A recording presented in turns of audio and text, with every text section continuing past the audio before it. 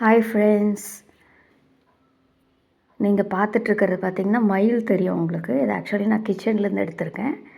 நாங்கள் எப்போவுமே இந்த மோட்டார் மேலே உள்ள செவுத்தில் 2 கப்பு தண்ணி, அரிசி, கோதுமை போட்டு வச்சுருவோம்.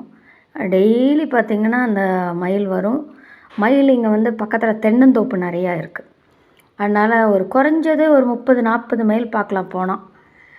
ஆண் மயில், பெண் மயில், குட்டி மயில் எல்லாம் நீங்கள் பார்க்கலாம். இது நாங்கள் சம்மர் சீசன்லாம் நாங்கள் வைக்கலை. நாங்கள் ஜென்ரலாகவே வந்து சாப்பிடட்டும் அப்படின்னு சொல்லிவிட்டு நாங்கள் வச்சது தான் இது.